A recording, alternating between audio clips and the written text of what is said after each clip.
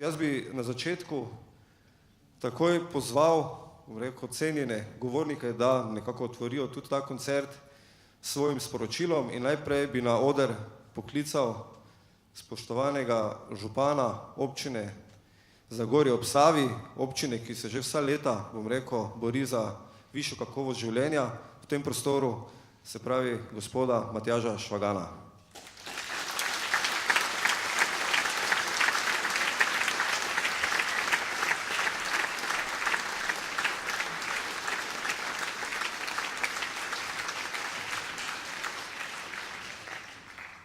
Spoštovane Slovenke in Slovenci,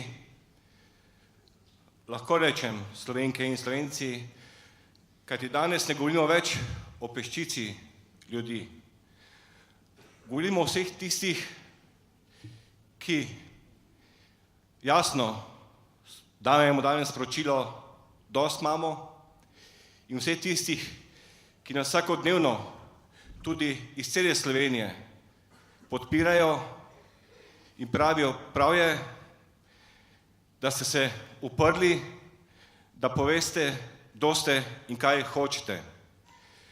Ko sem pred dnevi rekel, da smo dobili najbolj neumen sklep po drugi svetovni vojni v Zasavje o sežiganju 100 ton vsak dan odpadkov v cementarni Trbovlje, je predsednik vlade rekel, da se nahajamo v najhujši recesiji po drugi svetovni vojni. Danes pa dodajam, da se nahajamo v največji anarhiji na področju okolja in prostora. In tukaj lahko rečem, da pričenjamo kulturno, šli bomo v športnem duhu pred vlado Republike Slovenije in jasno povedali, dovolj je izkoriščanja, dovolj je podcenjevanja, kajti to nam povejo prejšnje, sedanje generacije in naša odgovornost je tudi za bodoče generacije. Lahko rečem, da sem vesel in ponosen, da Eko krog, civilna iniciativa iz Trbovlj, občina Zagorje, gremo v sredo pokončno, samozavestno in da povemo, da imamo resnično dosti.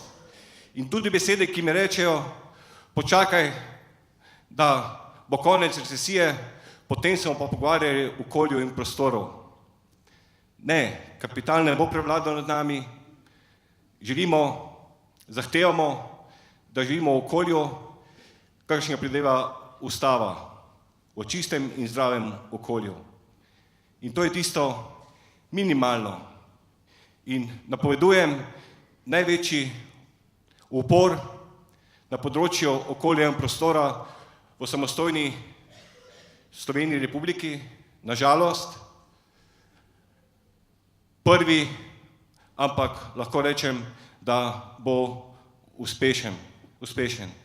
Še enkrat vsem hvala, da smo se poenotili in da skupaj povemo, da imamo dosti. Hvala.